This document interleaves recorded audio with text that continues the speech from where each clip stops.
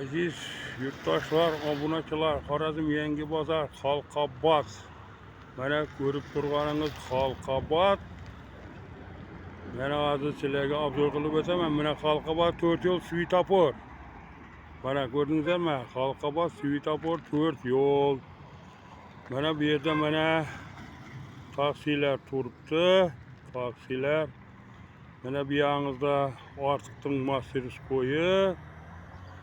Mana bu yerda yozib qo'yibdi ina opta moyka moy sam deb. Mana shu yerda mana kelsangizlar Jamol mana Masтерskoy uyini ochib qo'yibdi. Mana kombaynni ta'mirlaydi, buzuq tuzuq yerlarini. Nariyog'ina moykaga o'tsangizlar 007 sam moykaga o yerda mashinangizni balonlarni bepul tarzda demini o'lchab, dem berasizlar. Keyin nariyog'ida ana ko'rasizlar hozir video davomida kombaynning filtrlarini bepul chang'ini chang'itib tozalashlaringiz mumkin. Video davomida hozir ko'rsatib o'taman. Hurmatli aziz yurtdoshlar, buni maksimal darajada bütün kombaynchilarga tarqatib qo'yamiz. Aziz yurtdoshlar, mana 007-moykani yanında mana kombaynni Jamol şurada hozir bunu ta'mirlab turibdi. Ko'rdingizlar, mana hozir ko'rasizlar.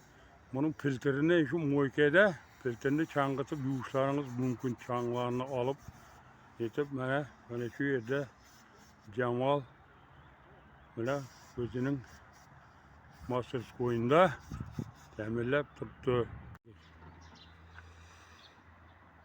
Aziz yurttaşlar, obunachilar, assalomu alaykum. Bormisizlar, omonmisizlar? Mana 007-moyka. Shuga moykaga kelsangizlar, hozir bu yerda bir yangilik yaratilibdi-da. Mana qarab turing, mana yangilikni ko'rasizlar. Mana ko'rdingizmi? Mana chang'itishdi. Bu yerda kombaynchilar kelib turib, yana bemalol filtrlarni mana shunday chang'itib yuvib ketishlari mumkin. Bepul bu, bepul. Bu yerda pul alınmaydı bunda. Yine Xudo qalasa yine çertaklarni üstlerini uzatadi buni.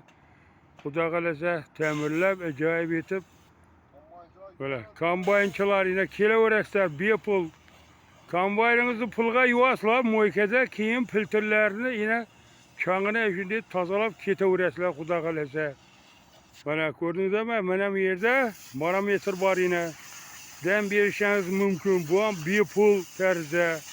Moykaga ulangan bu moyka hisobida mashinani yuvib, içini changlarni ortib, mana chang'itib, demlarni o'lchab, keyin moykaga kirgizishingiz mumkin. Bemalol. Hurmatli aziz yurtdoshlar, kelaverasizlar.